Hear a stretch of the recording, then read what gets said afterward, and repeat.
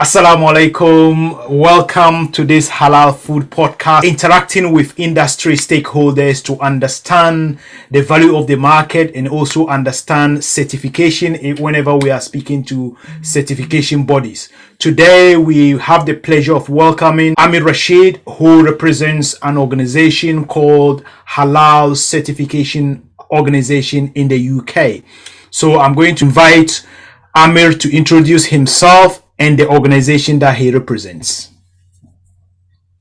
Thank you very much, Abul. Walaikum assalam, and thank you for giving us this opportunity to explain ourselves and our services to the various industries. As you mentioned, our name of our organization is known as Halal Certification Organization, or HCO. My name is Amer Rashid. By profession, I'm a vet and MSc in meat science and technology. I serve this organization as a technical director. As a part of the management team, we have our vision, and the vision is one of our vision is changing the perception and the understanding of halal, to improve it, to take it to the next level. Beside this, we really want to promote the consistent best practices in the production of halal consumable products. And we're talking about when consumable products is from meat to non-meat. In the terms of the when it comes to the practices, i.e. comes to the hygiene, animal welfare, health standards, we wanted to have wanted to uphold the best practices. Then as an organization, a group of experts on the both side, on the Islamic side and the technical side, we want to review and implement the best evidence-based practices. We also, as an organization, believe in rigorous self-assessment, internal or externals, to make sure to adhere to the best standards when it comes to the practices. So as an organization, we continuously reviewing our standard and practices, and to serve. It's the ultimate goal is to serve our clients in the best way, to produce the halal compliant products. Thank you very much, Amer, for letting us know more about your organization. Now, one of the issues, I work in the meat industry and I work very closely with abattoirs and also meat processors. And one of the areas I see questions being asked time and time again is the way animals are slaughtered. As you know, some standards, some halal standards globally accept different methods of slaughter. Can you just take us through what HCO's position is with regard to slaughter, particularly when we talk about stunning and mechanical slaughter? So first of all, let's tackle stunning. Okay, so to start with the stunning, is one of one of the objective of our organization is also we try our best to promote education and training. We believe the lack of understanding of especially around this subject is not being witnessed at a greater extent within our community and outside our community and globally. So once you understand the process of stunning, then it's probably you will be in the right position to decide is this stunning method is halal compliant or not. So that is what our mission behind the scene, to promote the education and training. And for that, as an organization, we jointly working and accredited by one of the halal compliance training school, which is based in Markfield in Leicester. The school is called CHAT, Center of Excellence in Halal Compliance and Training, where they provide the certified halal compliance trainings to all industries. So that is the first part. The second part, now we come to the question: what type of stunning methods for various species that we Before you go to that, Amer, you've just mentioned about education. Education, we all know, is very important. So educating the public or the consumer on the different methods of slaughter is very important. From your experience, from your estimation, what impact do you think education will have on the consumer? Will the consumer tend to be more stricter or more leaning towards non-stand products or leaning towards stand product if they understand both methods of slaughter properly? What do you think would the impact will be? So first of all, we have to understand our religion, the Islam, encourages us to participate into the research and continuously to learn in our life, because nobody's a finished article. So what we are the other teachings of our Holy Prophet, peace be upon, sallallahu alaihi wasallam, is that we need to adopt the best practices, as I mentioned in my first part of conversation. Anything which can improve the animal welfare, the meat hygiene, food standards, food safety, we should, and our scholars, technical people, should continuously to reviewing it and adopt accordingly with their benefits. In the terms of the so far the experience that we have while having the conversation and interact with the community, once the community it does not depends on the education, is the highly educated or less educated or more technical or they're businessman, is once they understand the process, the likely they decide to go with the best practices, and which is the best way to get the answer. They don't go with the stun or non-stun, they go with the best option, which which one is the best option? That's what I'm trying to establish. Both options. If we have the best practices in the non-stun, we have the well-trained slaughterman and anybody is related with this operation, then is nothing wrong to say that non-stun. But the same if the stun, which so far the scientifically proves in the most of the cases, animal goes through the extra, might be minutes or second extra pain, then of course to avoid it, and I'm sure this is within the in line with Islamic teaching, we can adopt the certain stunning methods which can improve the animal welfare. And let me remind you, animal welfare, scientifically proven, is directly means it means the better meat quality. Even as a vet, I wasn't aware of it until I really become 7-8 year experience within the meat industry. When I really came to know about the religion, this side of the religion side of it, our Holy Prophet already, peace be upon, sallallahu alaihi wasallam, is already taught us 1400 years ago the certain practices. We remember 5 freedom. That 5 freedom is already being taught to us 1400 years ago. So the principles are there. Those principles were there to improve the animal welfare, to adopt the best practices, and eventually, we didn't know at that time, but we know that eventually it affects the meat quality, and eventually the meat quality means is a business. So farmer works for animal welfare. They loves animal, but at the same time, they're also looking for the profitability as well, and which basically they are in hand in with each other. So you can't take one thing from the other. So basically, the conclusion is this: so far the interaction that we have with our community, if we are adopting anything which can improve the animal welfare and the other parameters, food safety, meat hygiene, I think our community is likely to acceptable those methods, i.e. non-stun or the stun methods, according to the Islamic Sharia law.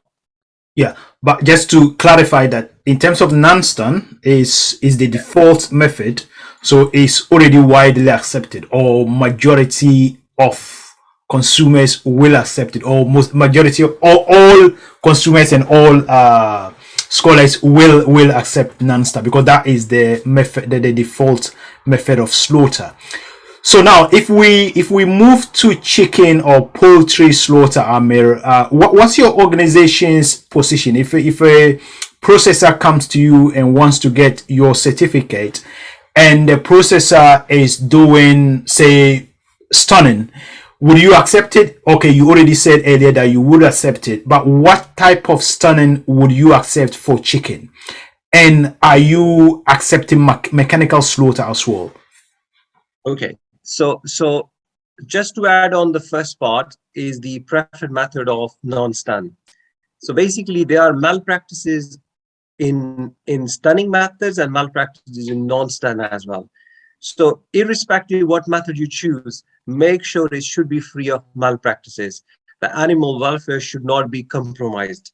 But So how can the consumer know? That's the yes, difficulty. yes. Okay, that is what the Muslims, as a Muslim community, and we are addressing to a bigger, larger Muslim countries now, and even in this country, in developed countries where we live, we need to encourage, we need to participate into the various research. Thanks, there are some researches have been done. You have conducted a couple of researches around the concept of slaughtering, concept of on around the stunning as well. Majority of what community accept what type of method, but I think we need to expand the number of the number of participants into these studies, and runs the different scientific researches which can prove it further which method is better. And I'm sure in developed country they believe in evidence-based practices, and we can convince them through researches. So that is, as a community, we should be focused on research. So that is one part. The second is, you asked a question about the poultry. Yeah. We do accept non-stun because that is being allowed within the religious community according to the law, in the UK and some other part of the world as well. And then when it comes to the stunning side of it, we accept the recoverable stunning, which not declared by the technical authorities as stun to kill method. So we accept the water bath stunning. And then the third is the mechanical. The third question you did ask, the mechanical. The mechanical is as a our group of technical experts and Islamic experts. We reviewing it, and if we are certified them, so we audit it on site, and there are certain terms and conditions. For example, there need to be 2 to 3 Muslim slaughtermen need to be on site. The height of blade, the shift has to be start and end by the Muslim slaughterman. The full control has to be in the hands of Muslim slaughtermen, not or women, not in the hands of the FBO or the other non-Muslim staff. So that is our approach. But we carefully, when we adopt these practices like mechanical, we are very careful when it comes to the operation of it. Okay.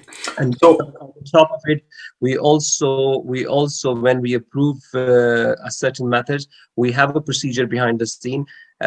We randomly, or in some places regularly, we have the checks on these slaughterhouses, and we also expect every day to report any dead or decapitation. It means if they cut the whole neck, they need to be declared as the non-halal products. Even in our slaughterhouses where we accepted those chickens who, they cut the whole leg, or it's called decapitation, is not fit for the human consumption, basically. And we get the records every day, every week, and monthly and quarterly. So you can trace anytime. yeah. Yeah, thank you very much, Amir. One of the reasons why some people see water bath stunning as controversial is the fact that they believe that some birds may die as a consequence of the stun. Do you have any mechanism for removing birds that may die as a result of water bath stunning? So we know that as a technical person, we know that water bath stun, when you hang the chicken upside down, is a problem. Yeah. Is a compromise on animal welfare anyway. So unfortunately, there is no such method at this moment, which is being practiced and is environmental, animal welfare friendly. But I think there are some researches are on the way. So hopefully next 5 to 10 years, we will adopt those practices which can improve the animal welfare and the halal slaughtering.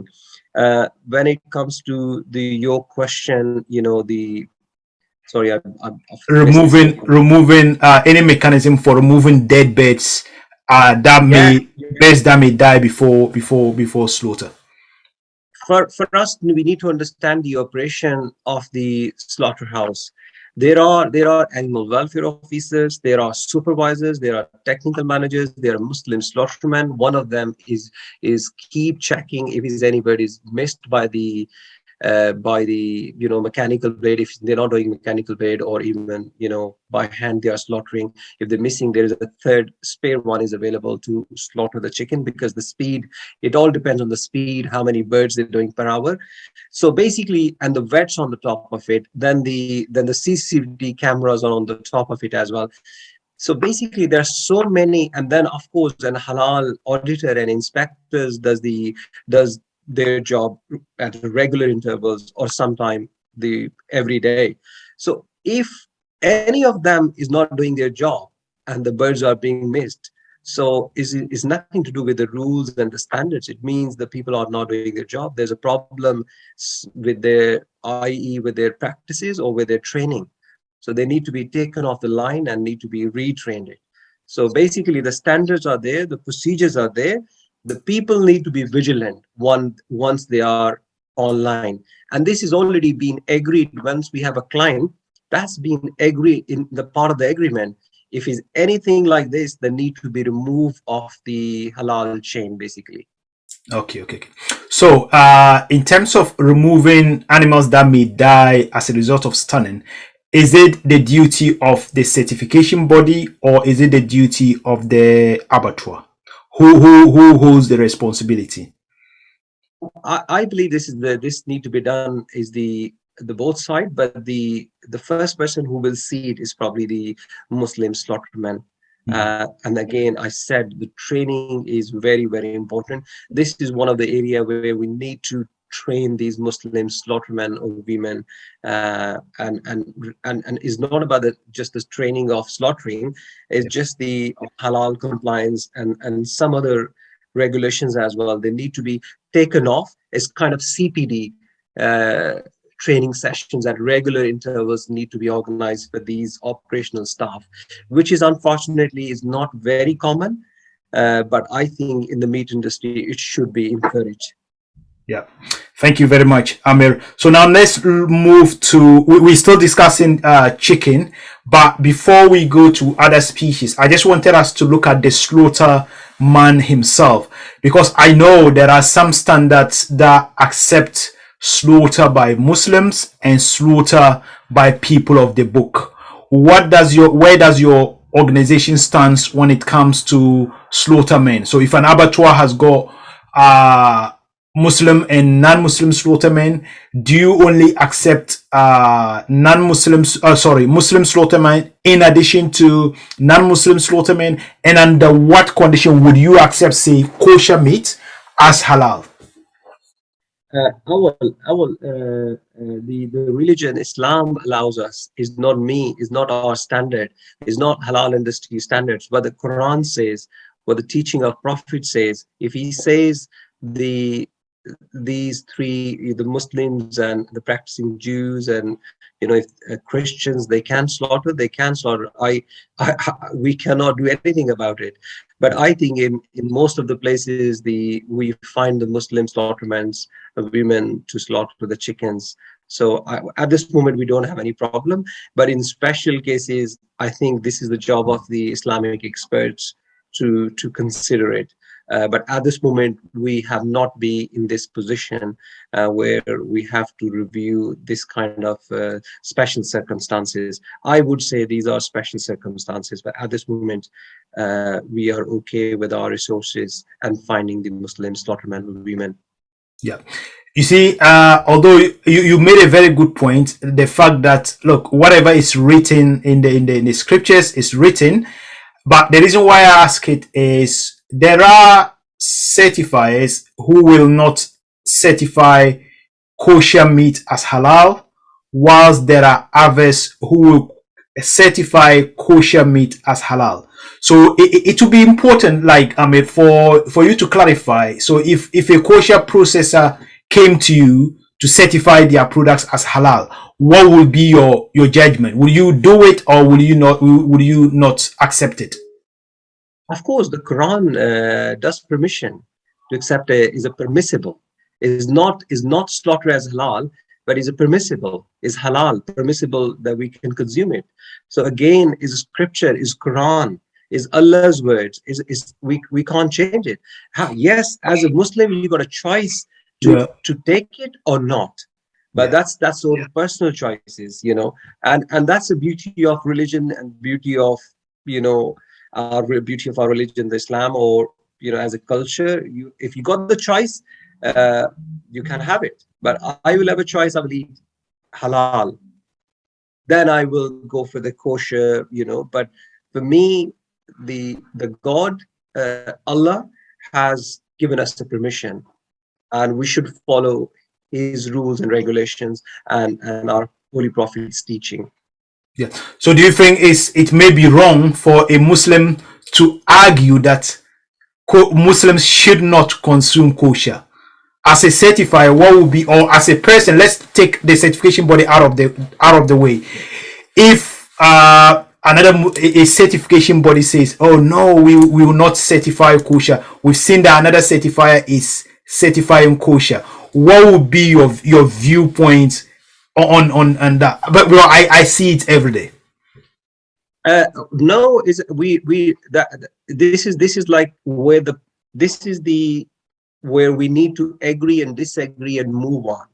Yeah. Like I said, Quran does, through the Allah message is very clear in Quran. It does allow you to consume that meat. So now is your own personal choice to have it or not. So we don't need to agree. If they want to stick with those practices, you got a choice. Alhamdulillah, thanks to Almighty Allah, the option is there. You can have it.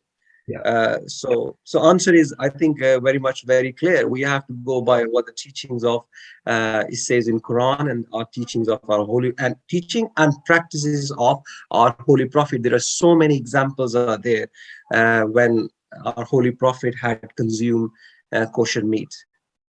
Thank you very much. I think we've exhausted that bit. Now let's move on to cattle. We've looked at poultry. We've looked at stunning. We've looked at mechanical slaughter. We've looked at slaughter by Ahl Kitab. So what about cattle? Which methods are acceptable and which ones are not acceptable? For those listening or for those watching us, the different methods of stunning cattle. There are so many different methods. So you can either slaughter cattle without stunning, just slaughter the traditional way, or you can stun the cattle with a mechanical device, a gun that is called a captive bolt gun. That gun can be penetrative or non-penetrative. Apart from the mechanical stunning, you can also use electrical stunning, and in electrical stunning you also have head-only electrical stunning and head-to-body electrical stunning. So I want Amir to tell us which ones, whether they accept penetrative and non-penetrative captive bolt, and whether they accept head-only and head-to-body stunning. So the first thing in this case, we try to use not the words gun, because the gun is very heavy word. And when a common masses or non-technical person who does not have any link with the meat industry, they think the other gun. So this is a device which is used to stun the cattle or bovine species. So we try to avoid it because it has the negative impact when it comes to the understanding of stunning. The use of gun. So not to use gun, not to use device. It's a device basically. We, of course, as per law, the non-stun we do certify and we accept without any hesitation. But at the same time, we make sure no malpractices and have the best trained Muslim slaughtermen to avoid, because with the problem with the bovine, animal goes through.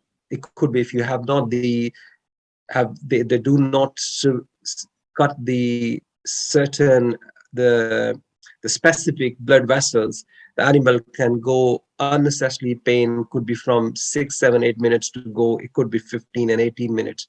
So make sure they are the experienced and the trained slaughtermen. When it comes to the stunning side of it, we go by what is allowed within the GSO standard, which is the electric. Unfortunately, the electric is not being practiced in the UK. And then it comes to the second option, which is a captive bolt. Then the non-penetrative, we accept it because this is the method of stunning is the acceptable by the most of the Muslim community. Then the third method, which is a captive bolt penetrative one. So this is, we at this moment is under review by our technical experts and our Islamic scholars. We reviewing the scientific paper, we are reviewing and studying the Islamic principles on it. And beside this, we are also visiting the various slaughterhouses. So that is under consideration by our board. Okay, thank you very much. So that is not acceptable as we speak.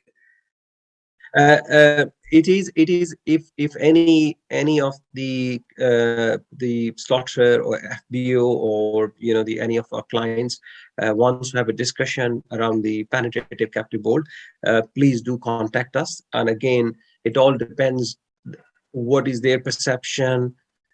We can share our understanding, we can witness on site, and after that I'm sure we can work together. Okay.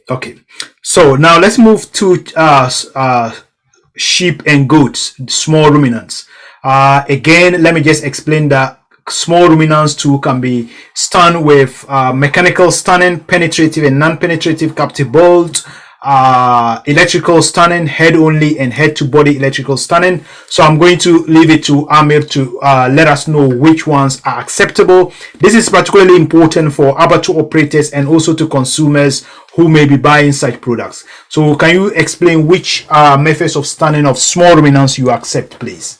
Yeah. So again, to start with, non-stun, as like all of the certification bodies do accept. When it comes to the stun, head-only stunning method, which is a globally accepted by the major Islamic countries, the Muslim countries, according to the GSO standard even as well. So head-only has been proven from New Zealand to Australia to Middle East that is recoverable. So animal does not die when we use head-only stunning method. Uh, so at this moment, we only accept head only. So we don't accept any other stunning method for wine species because they're all stun to kill methods. So they are not being declared as stun to immobilize.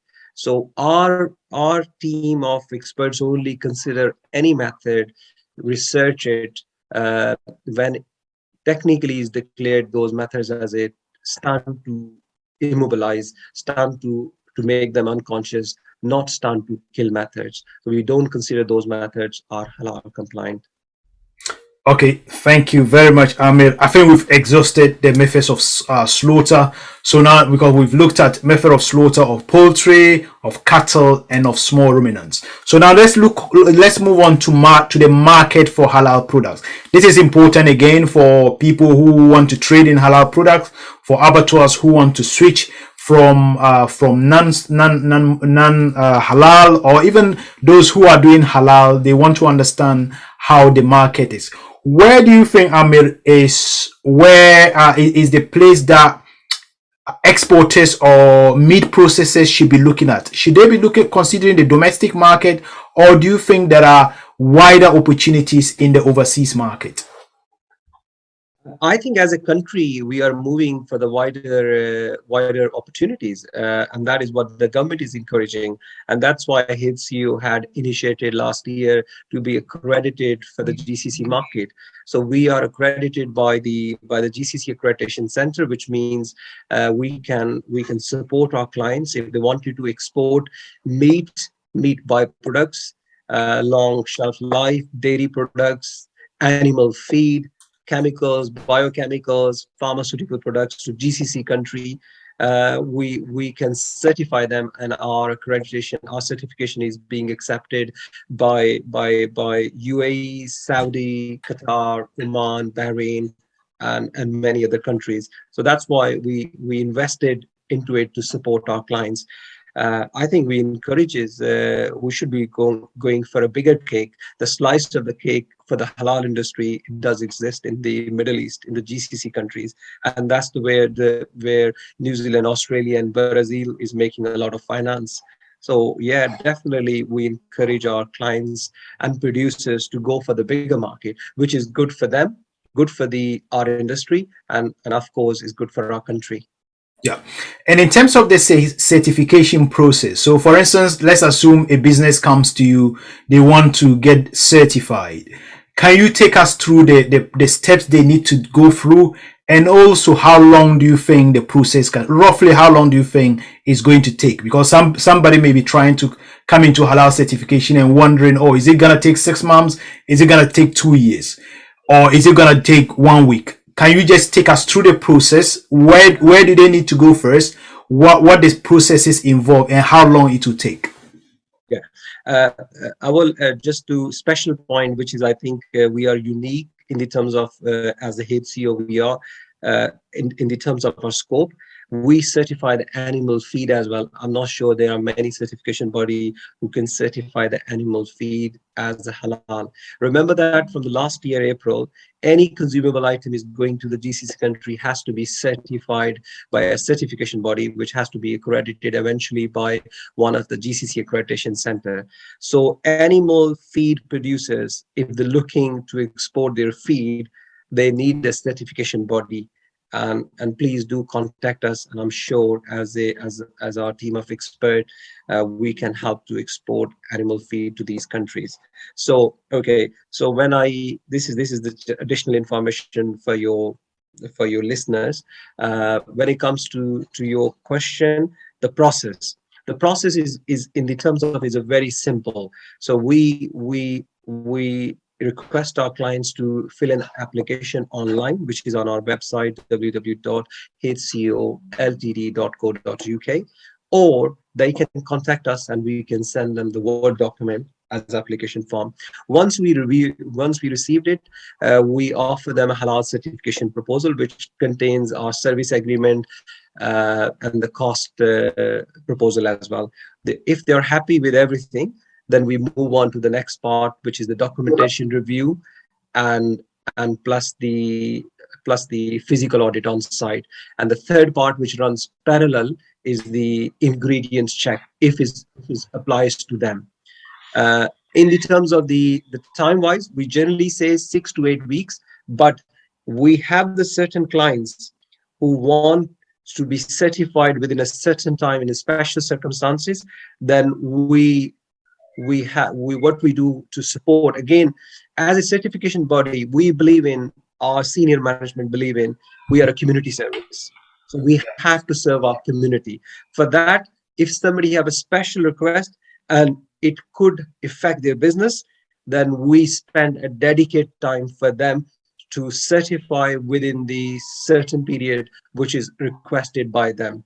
But once we on board with them, the ball is very much in client's hand. If they provide us all the documentation and organize an audit on the site, the ball is very much on their side. So what we could do, we can expedite our process.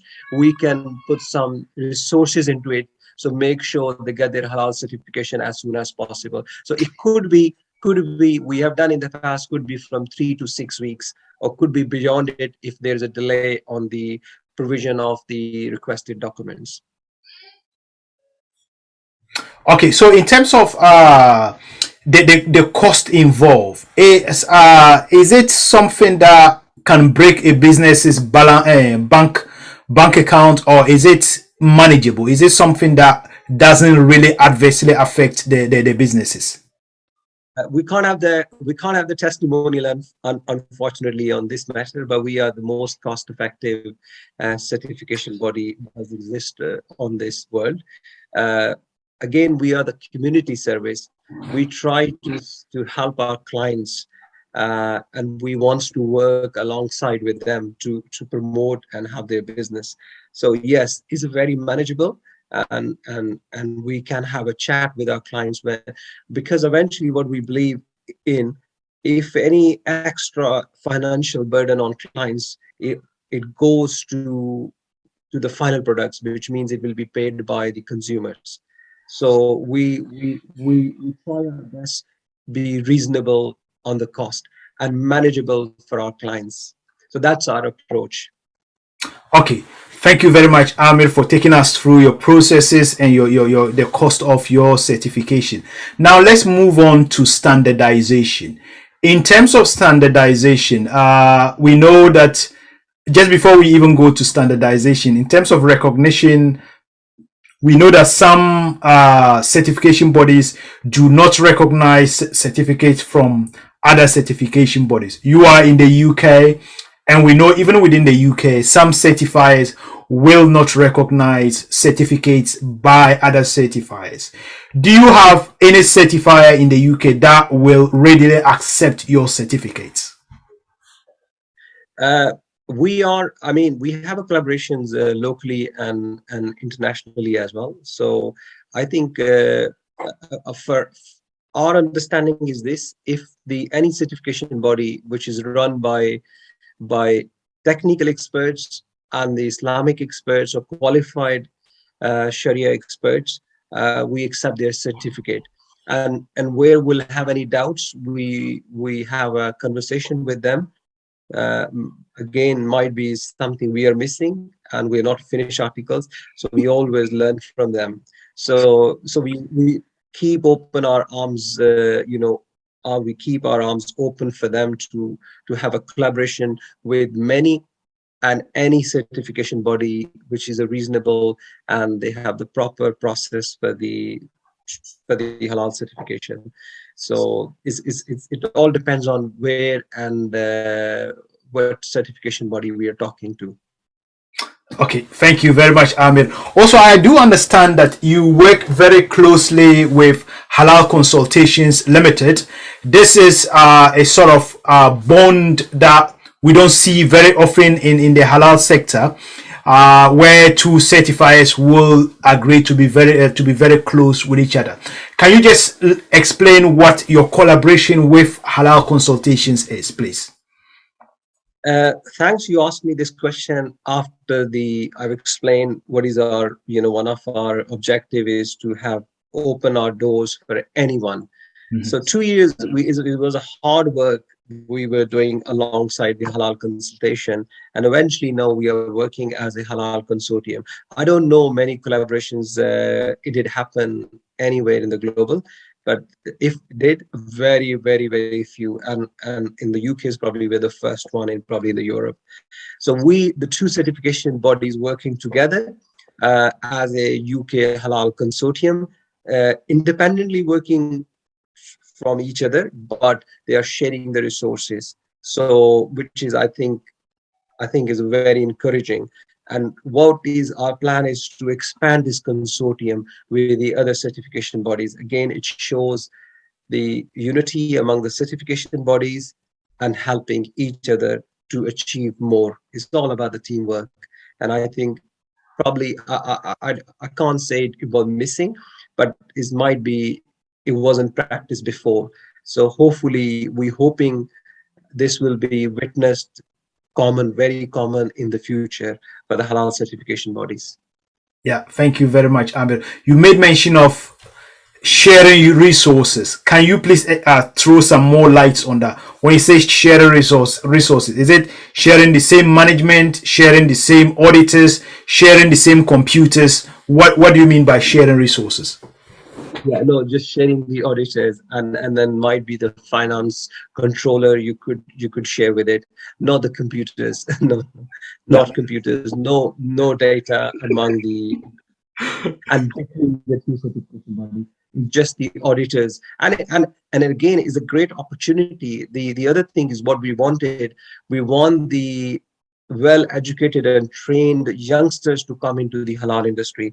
One other thing which is we think is missing the young blood. encourage them. This is another industry where they have a handsome career, handsome salaries. They can have it from this industry. So we encourage them to come and join the halal industry. So that is one of the objective when we managed to do the halal consortium between these two certification bodies. Thank you very much, Amir. Hopefully, maybe that may appeal to some other people who may be considering sort of gaining some of your experience in that area. Now, let's move to standardization. As I said, if you consider the standards that are used in the major halal importing countries, so let's talk about whether you're talking about Malaysia, you start talking about the GCC countries, you're talking about Indonesia, or you're talking about Turkey. There are differences in these standards. We cannot hide from it. Some will accept this practice, others will not accept it. So take stunning, for instance, there may be some standards that accept stunning. So Pakistan, for instance, no stunning is acceptable. If you go to the GCC, some types of stunnings are acceptable. Look at some standard, they will not accept slaughter by Ahlul Kitab, that is Christians and Jews. What do you think we can do? Do you think, first of all, that in the next 10, 20, 50 years, we will have a standard that is applicable to everyone in the world? So whether it's used here, so that the halal meat in the UK will be halal meat in the US, in Pakistan, in Saudi. Do you think we are close to getting a global unified halal standard? Yeah, this is a very good question, and we are not going into the political side of it. So Yeah, we yeah. we stay on the bright side of it. The first of all, to have the differences, the positive differences, is the sign of life. That is good to have the differences among the standards. But then the second part, we need to understand what differences. There are very few differences. I can count them. It could be on the base of percentage of alcohol or the stunning methods, i.e. some countries do accept and some countries don't accept.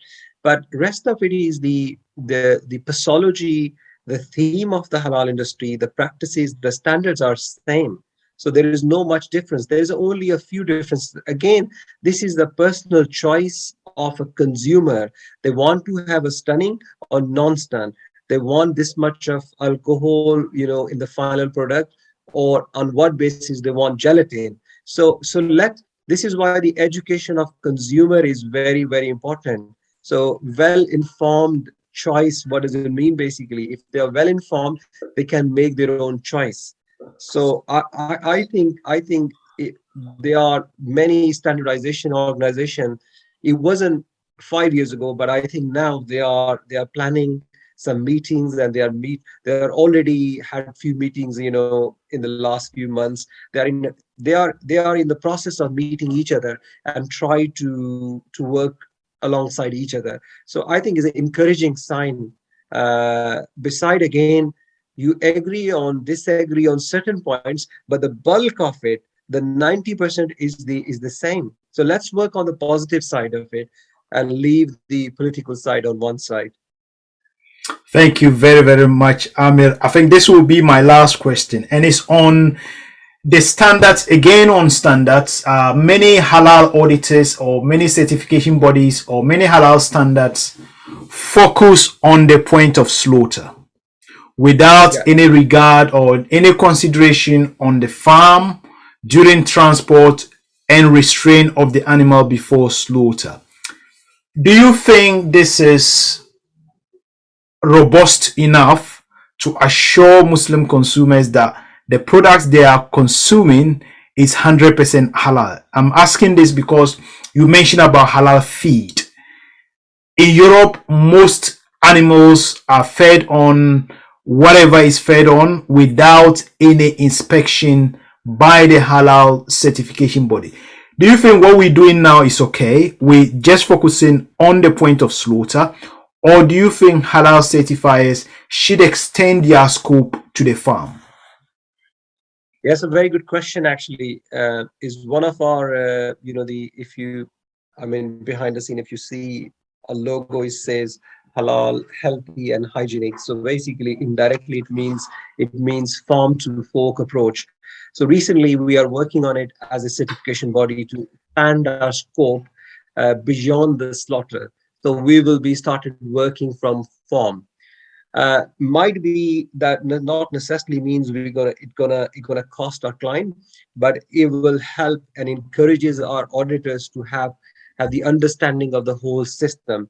In the UK, because there are various organizations are already working on assurance program at farm level during the transport as well, and plus the companies have their own departments to keep check on their standards. So that's why we believe in behind the scene from before the slaughter, the work has been done.